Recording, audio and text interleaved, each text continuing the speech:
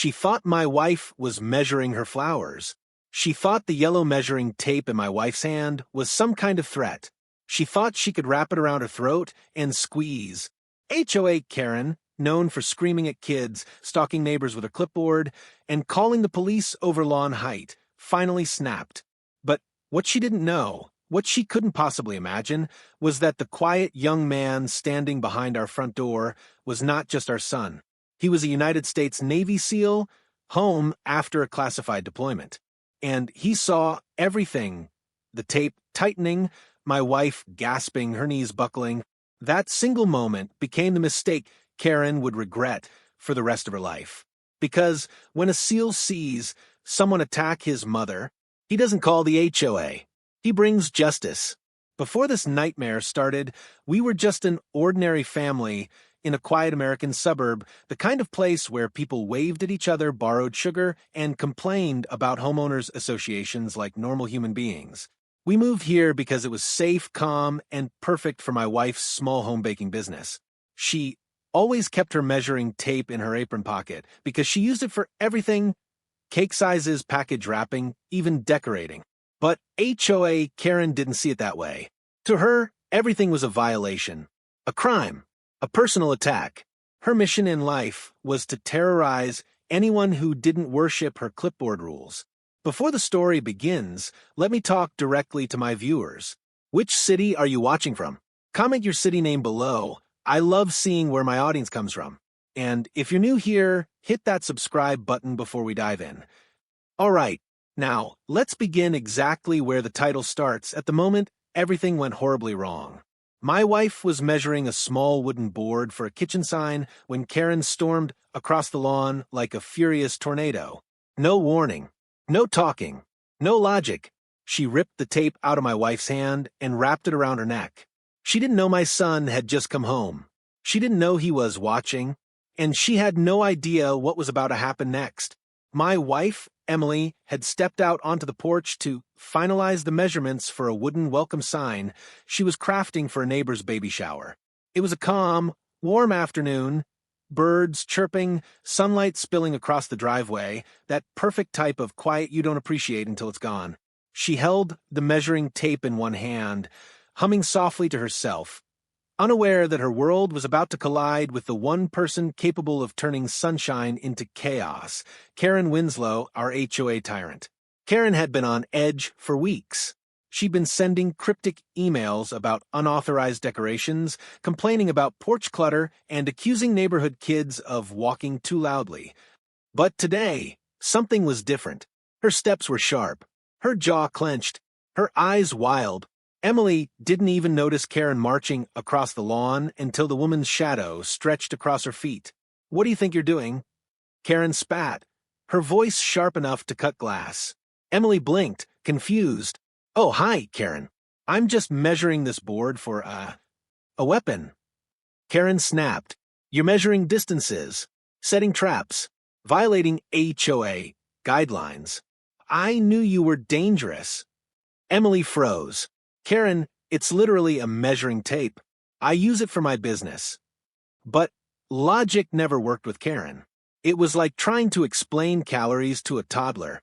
In a single, unhinged motion, Karen lunged forward, snatched the measuring tape out of Emily's hand, and before my wife could even gasp, Karen wrapped it around her neck and pulled.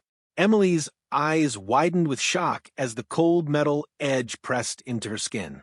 She instinctively grabbed at the tape, trying to slide her fingers underneath it, but Karen yanked harder. "You think you can threaten my HOA?" Karen screamed, breathing heavily. "I'm sick of your decorations. Sick of your violations. Sick of you thinking you can do whatever you want." Emily's face turned red, then purple. The measuring tape cut into her throat as she struggled to breathe.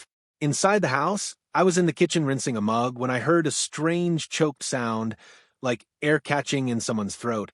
The kind of sound you don't forget. The kind that makes your heartbeat sprint. I rushed toward the door, but I wasn't the first one there. My son, Adam, was standing in the hallway. Fresh haircut, tan lines still sharp from deployment, his shoulders broader, posture straighter, eyes more intense than the boy I'd raised. He had returned from a classified mission just 2 days earlier, exhausted and craving normal life. He heard his mother's choking. He didn't hesitate. Adam moved with silent, lethal speed, years of elite training tightening every step. He wasn't in sun mode. He was in SEAL mode. He opened the door, stepped outside, and saw the scene. His mother, knees buckling, hands clawing at the tape, face turning blue, while Karen held the other end like a deranged puppeteer. Adam's jaw clenched so hard I heard his teeth grind. Let her go. His voice was low, calm, too calm. Karen didn't even turn around.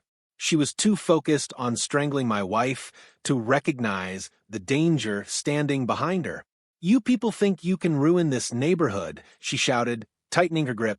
Adam stepped forward once, twice. Then he grabbed the measuring tape and ripped it out of Karen's hands with such force that she fell backward onto the grass. Emily collapsed into Adam's arms, gasping, coughing, tears streaming down her face. I finally reached the door, just as Adam lifted his mother gently, checking her pulse, whispering, "You're safe. Mom, you're safe. I've got you." His voice cracked. He wasn't a soldier in that moment. He was a terrified son. Karen scrambled to her feet, outrage twisting her face. "You assaulted me. I will call the police. I will." Adam turned, his eyes icy, still unblinking, locked on a Karen. "Ma'am," he said quietly, "I've dealt with terrorists who had more sanity than you." Karen's mouth fell open. "And if you ever touch my mother again," Adam continued, stepping closer, "I won't need to call the police. I'll simply let them watch the footage." Karen's eyes flickered. "Footage?" Adam pointed to our porch camera, the one blinking red, the one that had captured everything. Karen staggered back, suddenly pale.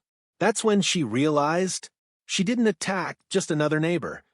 She attacked the mother of a Navy SEAL, and this was only the beginning. The moment Karen realized there was a camera pointing right at her, she froze, like a wild animal suddenly trapped in headlights. Her fingers twitched, her throat bobbed in a nervous swallow. For the first time, her voice didn't have that sharp, superior edge. It trembled. That camera wasn't there before," she whispered. Adam narrowed his eyes. "It's been here for a year." And the way he said it? Cold, flat, military. Karen's bravado started melting like cheap plastic. This was the first time she wasn't holding the power. No clipboard, no HOA fine sheet, no audience. It was just her, standing there, caught on video strangling a woman with a measuring tape like a complete maniac. But instead of apologizing or backing down, Karen did what people like her always do. She doubled down. "I was defending myself," she blurted out. "Your wife, she was threatening me.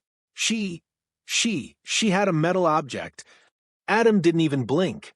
"She was measuring wood," he replied, "for sign. You wrapped it around her neck." Karen's lips tightened.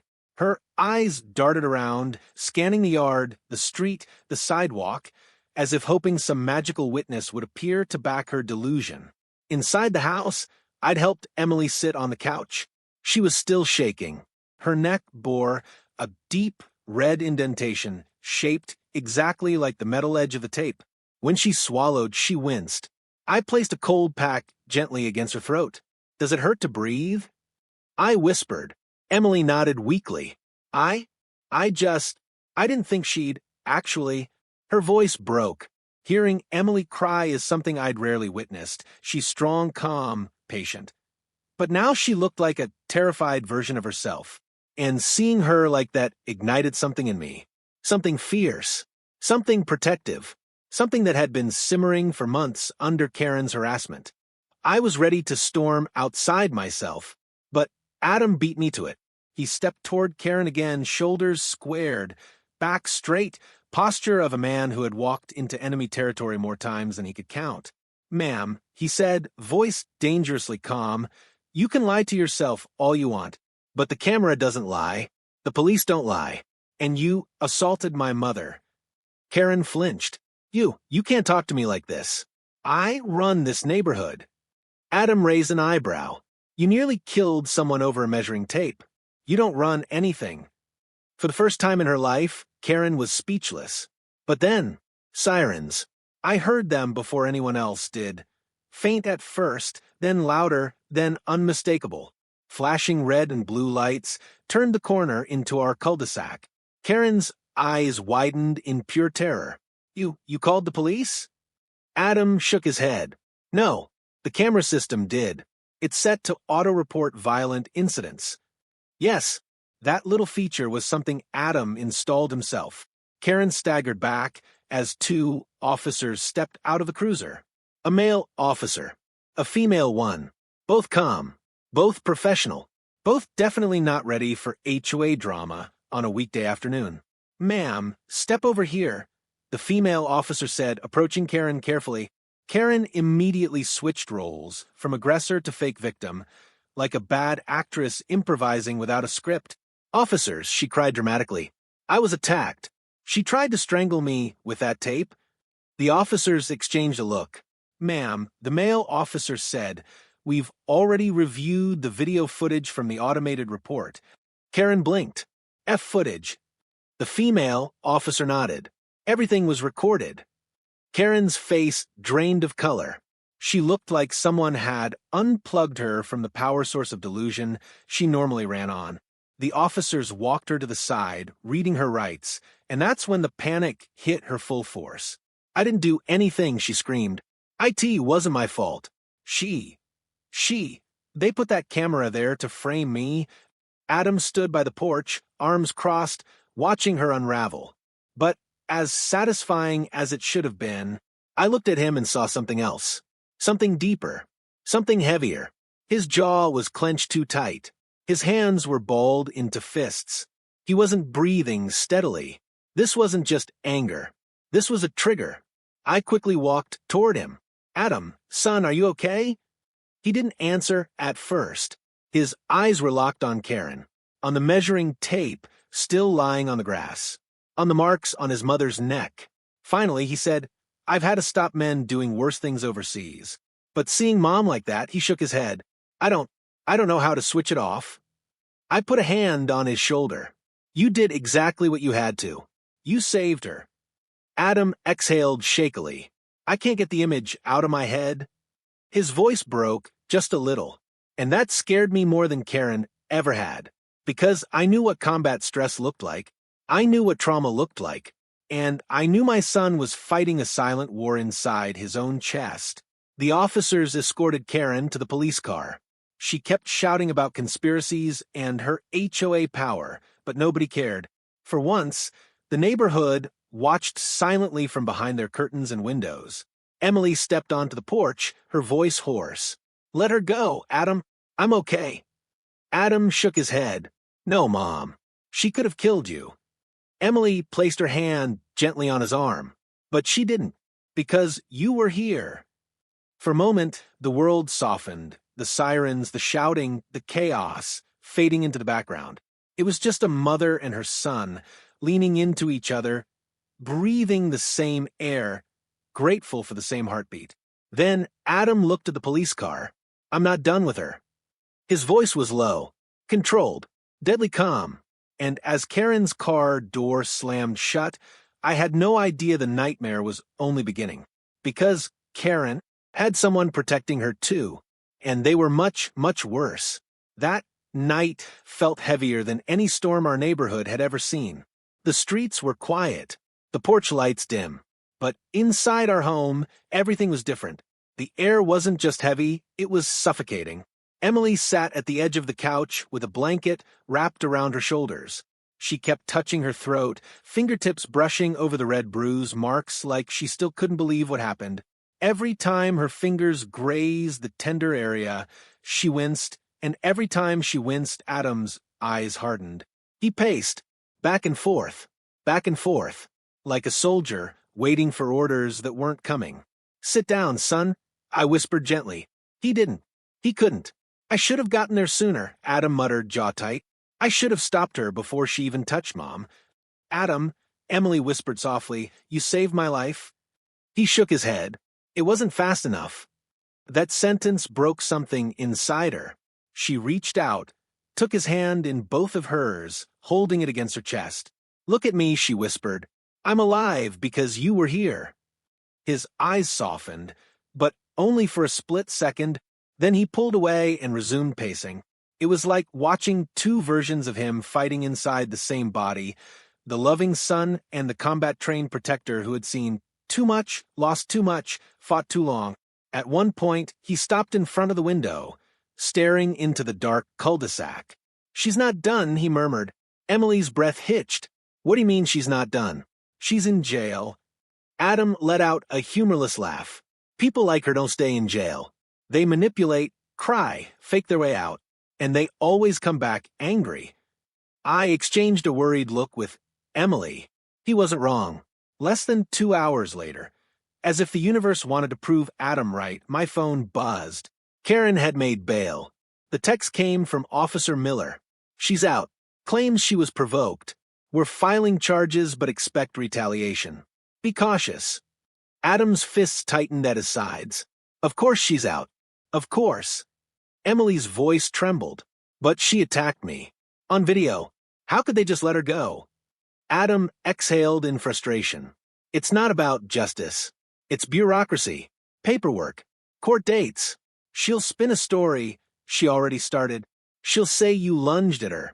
She'll blame the angle of the camera, the lighting, anything." Emily looked like the ground had disappeared beneath her feet. Her breathing grew shallow. Her shoulders shook. "She tried to kill me," she whispered, her voice breaking. "And she's back out there. She's out there, Adam." Adam immediately knelt in front of her, taking both her hands. "I won't let anything happen to you. Ever." But the problem was, Emily wasn't scared for herself anymore. She was scared for Adam. Every time he blinked, she saw exhaustion. Every time he exhaled, she heard strain. Every time he spoke, she could hear the war behind his words. His trauma wasn't loud. It was silent, buried deep, coiled tight like a spring ready to snap. "Adam," she whispered, voice trembling, "sit with me, please." He didn't sit.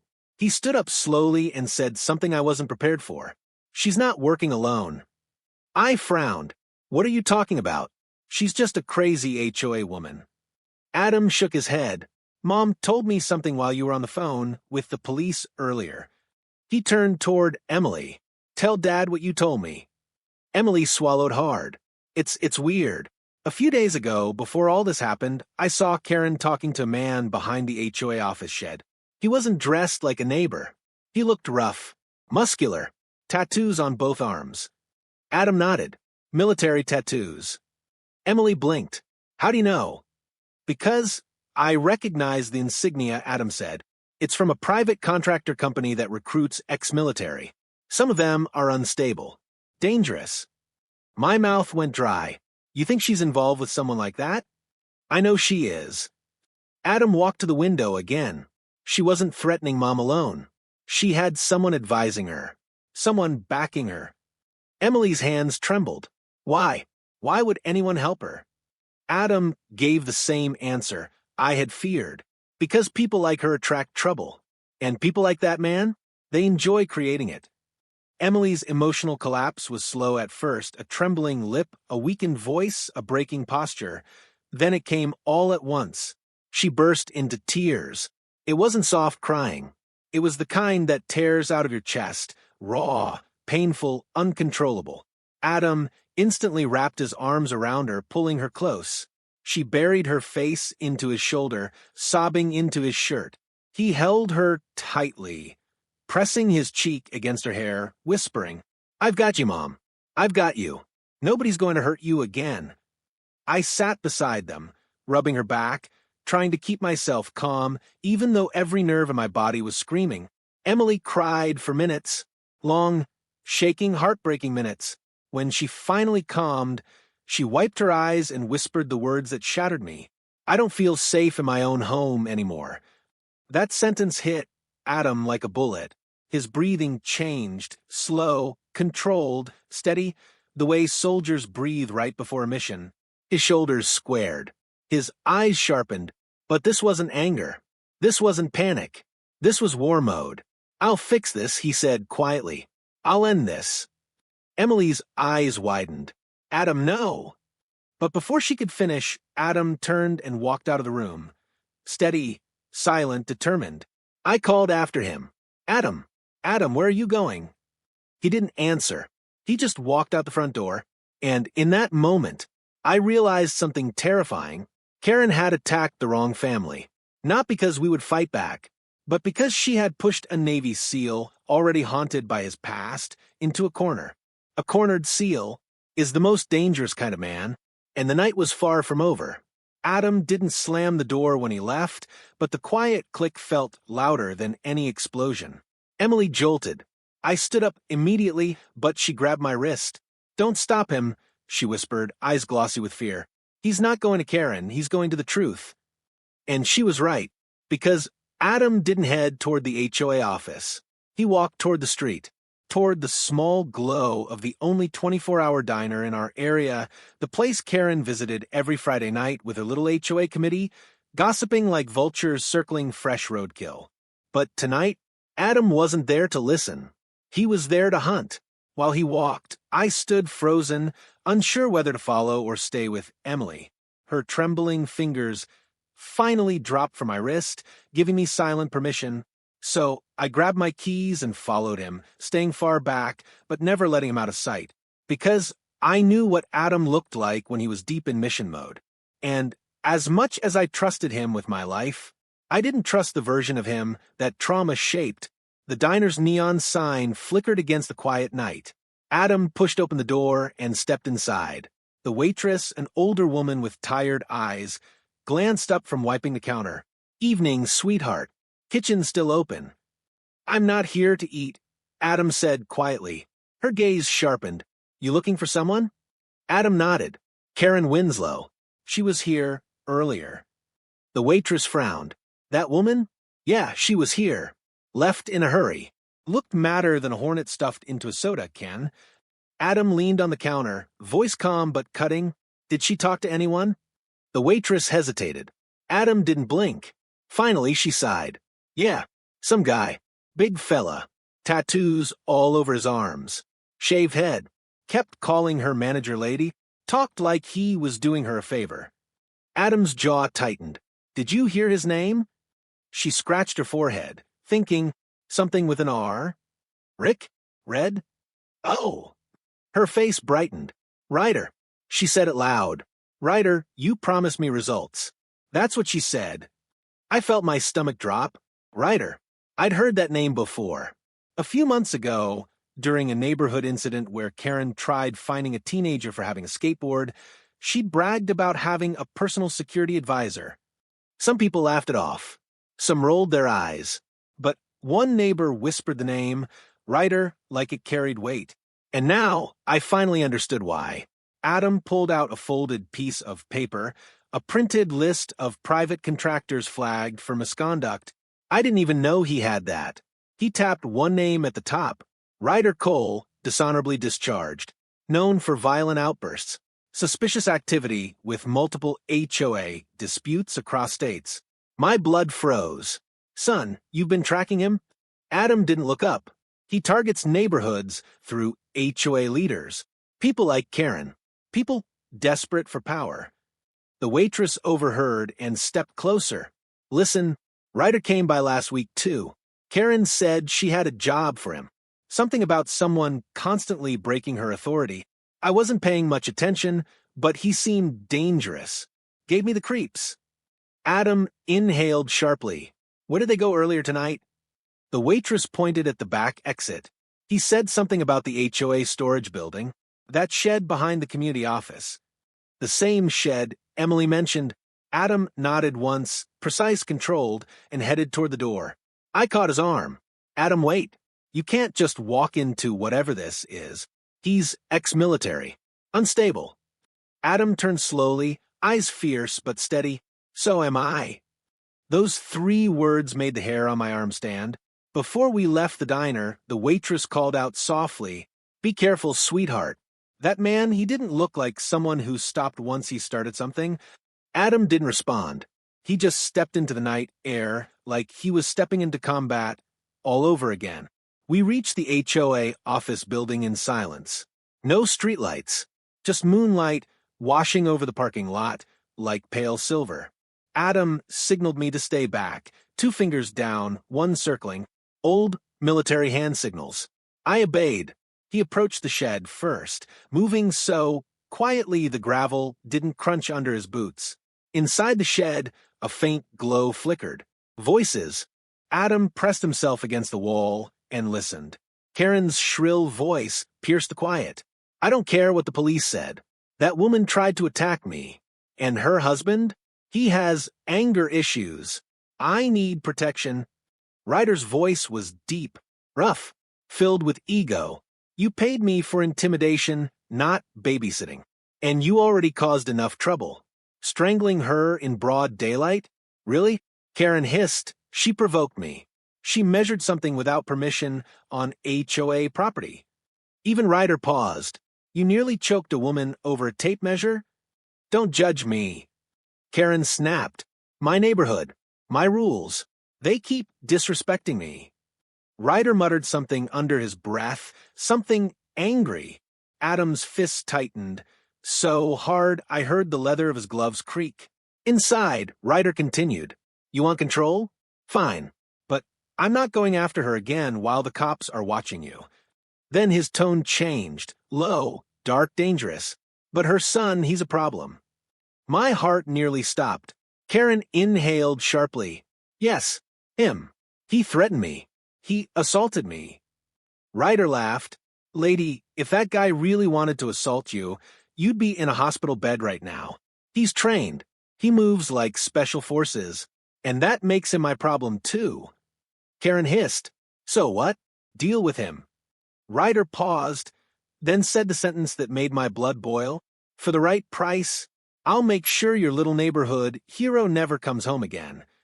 Adam's entire body stilled. His breathing slowed. His posture dropped, the stance of a SEAL preparing to eliminate a target. But he didn't kick the door down. He didn't rush in. He backed away. Quietly. Controlled. Deadly calm. He walked back toward me, jaw set like steel. They're planning to come after me, he whispered. They're planning something tonight. My mouth felt dry.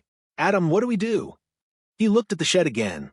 Then he said something that sent a chill through my spine. We don't hide. We don't run. We make the first move. And in that moment, the night shifted. The danger was no longer outside. It was coming straight for us. We reached home just before midnight. The neighborhood was eerily quiet, the kind of silence that feels wrong, like the world was holding its breath. Our porch light flickered faintly, casting long shadows across the yard. Emily was at the window, eyes wide with worry, hands shaking slightly as she tugged the blanket around her shoulders. The moment Adam walked inside, she rushed forward. Where did you go? Why did you leave? I was so scared. Adam gently set a hand on her shoulder. Mom, you're safe, but we need to prepare. The way he said prepare made my skin crawl. Emily stiffened. Prepare for what? Adam looked at both of us, his eyes dark with certainty. Ryder and Karen aren't done. Ryder wants to take me out. Karen wants revenge. They'll try something tonight, before the police paperwork catches up, before the neighborhood wakes up. Emily covered her mouth with her trembling hand. You think they'll come here? Adam nodded. They're desperate, angry, and stupid. Bad combination. I swallowed hard, feeling cold despite the warm air. So, what's the plan? Adam didn't grab a weapon. He grabbed the house. He checked every lock, every window, every curtain. He turned off extra lights, leaving only a dim glow in the living room. Stay here, he ordered gently. Don't move. Don't open the door, no matter what. Emily grabbed his arm suddenly, gripping tightly. Adam, please don't put yourself in danger again. He turned to her and softened for the first time since this nightmare began. I'm not going to war, Mom. I'm protecting my family. Emily's eyes filled with tears. You are going to war, Adam. And I'm scared you won't return from this one. Adam inhaled deeply, then hugged her tightly. She clung to him like she was afraid he'd vanish if she let go. When he pulled away, he whispered, No one touches you. Not again. Not ever. Minutes passed, then 10, then 20. each second stretched like an elastic band pulled too far. Emily's breathing quickened. She glanced at the clock, then at the window, then back at the clock. Her anxiety filled the room like thick smoke. I tried to comfort her, but even my words sounded weak. That's our son. He knows what he's doing. Emily looked at me, eyes glistening. That's what scares me. Before I could reply, Adam's voice came from the hallway. They're here. My heart dropped. Emily gasped, covering her mouth again. Adam stepped into the dark living room, his posture perfectly still, listening. Outside, the faint sound of gravel crunching under heavy boots echoed. One step, then another, then two more. Not Karen's light footsteps. Ryder's. Adam whispered without turning. Dad, get Mom behind the couch. Keep her low. I nodded instantly. We crouched behind the couch, hearts pounding like war drums. Adam stood near the edge of the room, half in shadow, eyes locked on the front door. A low whisper came from the porch. A man's voice. Gravelly. Amused. So, this is the house of the little seal boy. My blood ran cold. Another step. Then, a quieter voice, Karen's shrill whisper. Just scare him. We just need to scare him. He threatened me. Ryder chuckled. Lady, you paid me for a job. I don't do half work. Emily's hand trembled violently in mine. Adam didn't move. He waited, like a predator, knowing exactly when prey would step into range. The doorknob turned slowly. Click. Karen hissed, Are you sure no one's awake? Ryder grinned. Doesn't matter. They'll be quiet soon. The door opened. Ryder stepped in first, tall, muscular, tattoos crawling up his arms like twisted vines. His eyes scanned the room, adjusting to the dim light. Adam stepped forward. Don't take another step. Ryder looked up, surprised. Well, look at that, he smirked. The soldier boy's awake. Karen peeked from behind him, face twisted with hatred and fear. You're going to jail for assaulting me. Adam didn't even blink. You came into my house. Ryder cracked his knuckles. We're just having a conversation. You're trespassing, Adam said calmly. And you're in my way, Ryder replied, stepping forward. Adam's voice dropped, cold, controlled. You aren't leaving this house on your feet. Ryder laughed loudly, echoing through the room. A seal threat? Cute. But I've fought your kind before. Adam cut him off. You've never fought me. Ryder lunged. He moved fast, but Adam moved faster. In a single motion, Adam sidestepped, grabbed Ryder's wrist, twisted it, and slammed him into the wall. Ryder grunted, stunned. Karen screamed. Emily gasped behind the couch, barely holding back a cry. Ryder swung his elbow blindly, trying to hit Adam's jaw, but Adam ducked, swept his leg under Ryder, and knocked him onto the floor with a thundering crash. The whole house shook. Ryder growled, scrambling up to his knees. You little. Adam grabbed him by the shirt, lifted him halfway up, and slammed him back down again. You threatened my mother. He slammed him again. You tried to break into my home. Another slam. You're done. Ryder coughed, breath ragged, ego shattered. It wasn't personal. Adam pulled him up by the collar, face inches away. It is now. Karen shrieked, backing away until she hit the wall behind her. Stop. Stop. You're hurting him. He didn't mean. Adam turned slowly toward her. You hired him to hurt me. Karen's legs buckled. No. I just wanted you to stop intimidating me. You scare me. You're dangerous.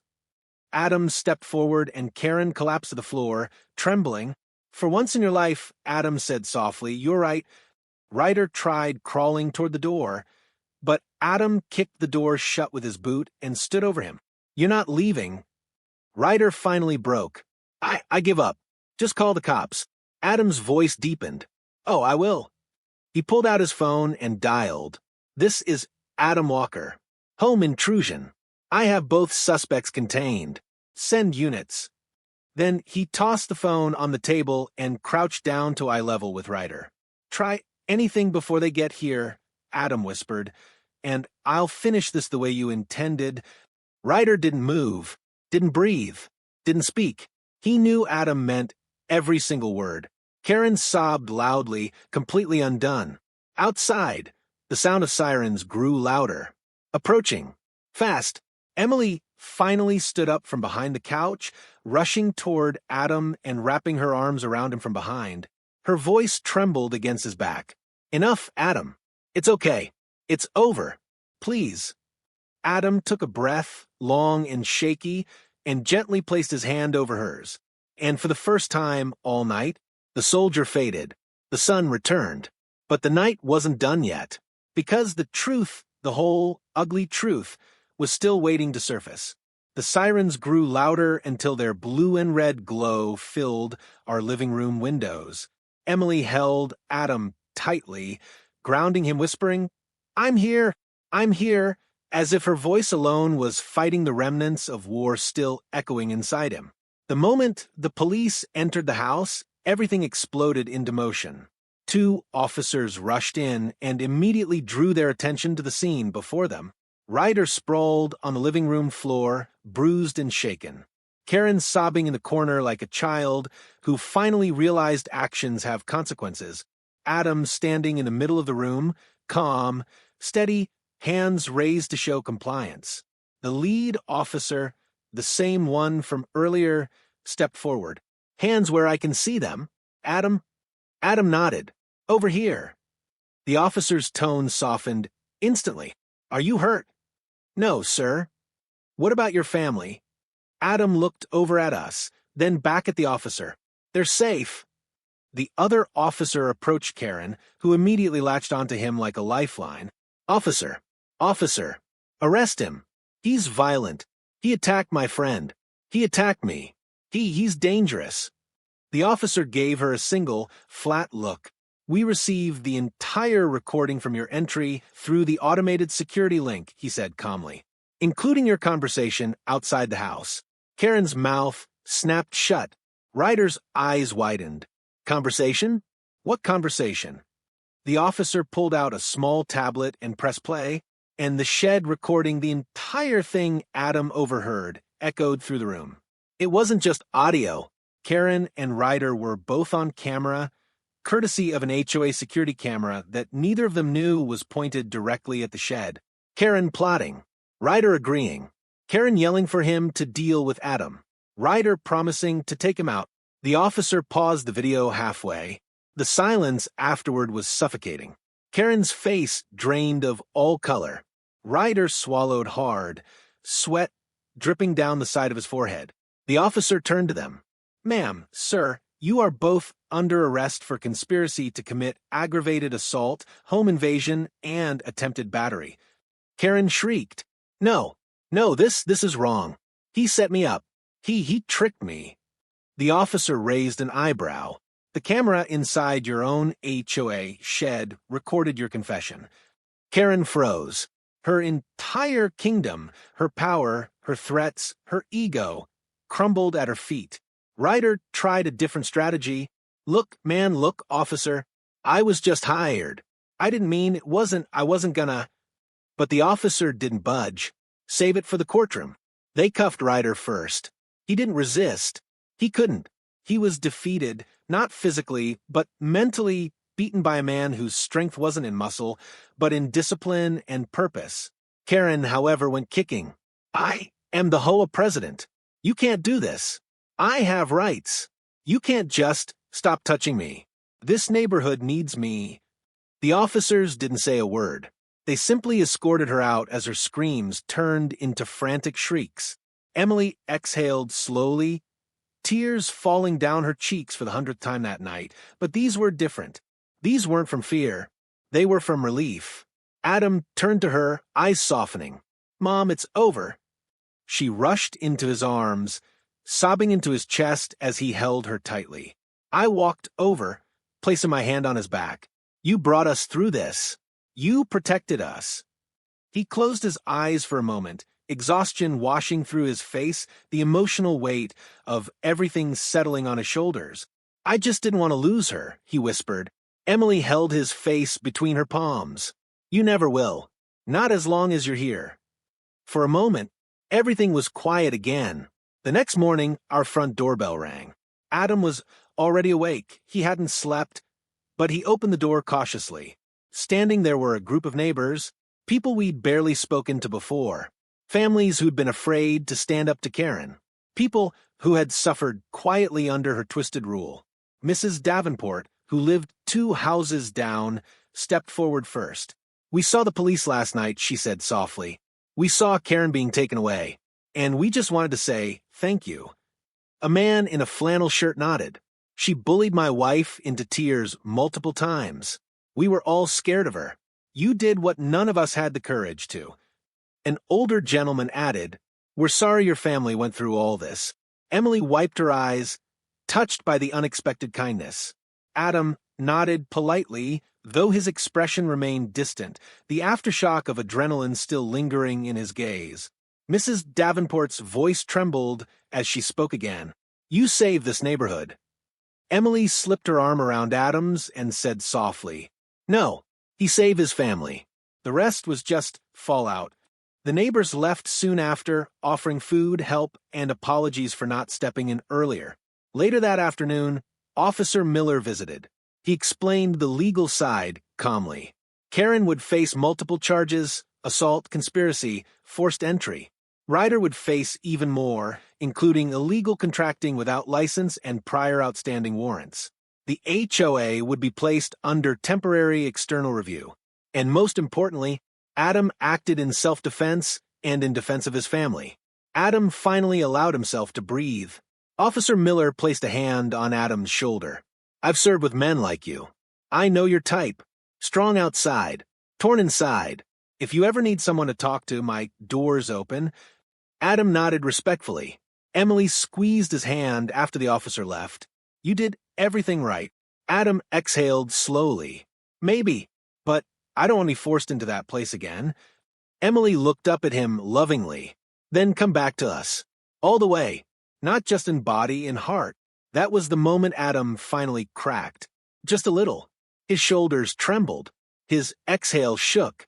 He leaned into her, forehead resting against hers. "I'm trying, Mom.